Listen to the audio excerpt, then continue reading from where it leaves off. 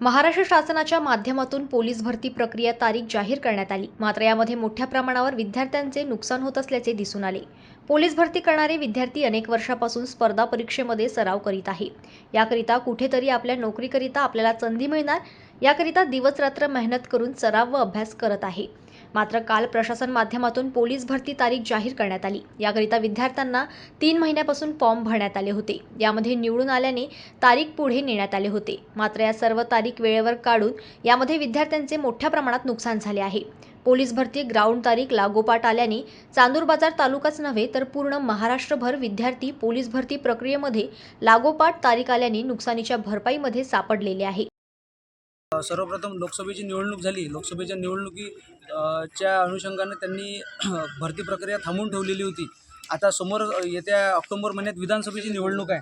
विधानसभेची निवडणूक असल्याकारणानं पोलीस भरती ही जास्तीत जास्त 1 ते 1.5 महिन्यात त्यांना पूर्ण प्रक्रिया संपवायची आहे. त्या कारणाने त्यांनी प्रत्येक घटकाचं एक वेगवेगळे हॉल तिकीट जाहीर न करता त्यांनी तिन्ही घटकाची एक सोबतच हॉल तिकीट जाहीर वाहतुकीची म्हणजे येण्याजाण्याची कोंडी झालेली आहे.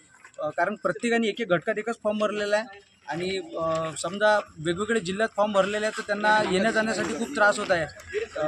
रात्रीतून मुलगा ह्या जिल्ह्यातून त्या जिल्ह्यात जाऊ शकत नाही. आता आपण इथं पाहू शकता SRPFचं फिजिकल 21 तारखेला आहे, ड्रायव्हरचं फिजिकल 22 तारखेला आहे आणि जिल्ह्याचं फिजिकल 23 तारखेला आहे. शिपाई गटाचं शिपाई 23, SRPF 22 आणि ड्रायव्हर 21. आता जिल्हा आहे धाराशिव 21 तारखेला, 22 तारखेला जिल्हा आहे अमरावती आणि 23 तारखेला आहे जिल्हा पुणे. तर या धाराशिव ते अमरावती, अमरावती ते पुणे हे एका रात्रीतून जाणं शक्य नाही. आता जर सरकारच्या सोयीनुसार जर हे भरती घेत आहे तर आम्ही विद्यार्थी सगळे ह्या भरतीचा निषेध करतो.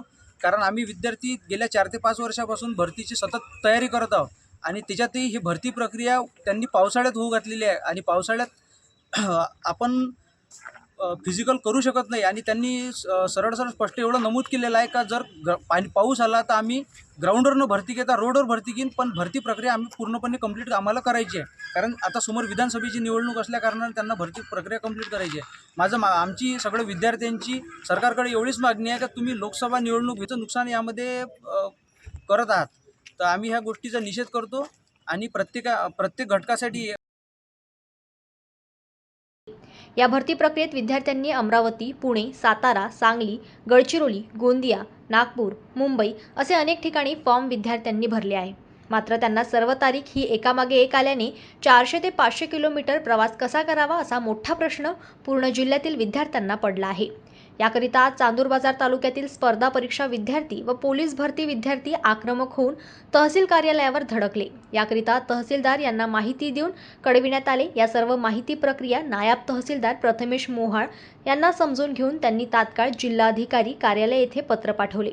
यावेळी मोठ्या संख्येने पोलीस भरती विद्यार्थी उपस्थित होते. सदर निवेदनातील मागणी न्यायोचित असल्याचा अभिप्रायासह नायब तहसीलदार प्रथमेश मोहाळ यांनी जिल्हाधिकाऱ्यांकडे पाठविला आहे. जनमत लाईव्ह न्यूजसाठी चांदूर बाजारमधून सुयोग गोरले यांची रिपोर्ट.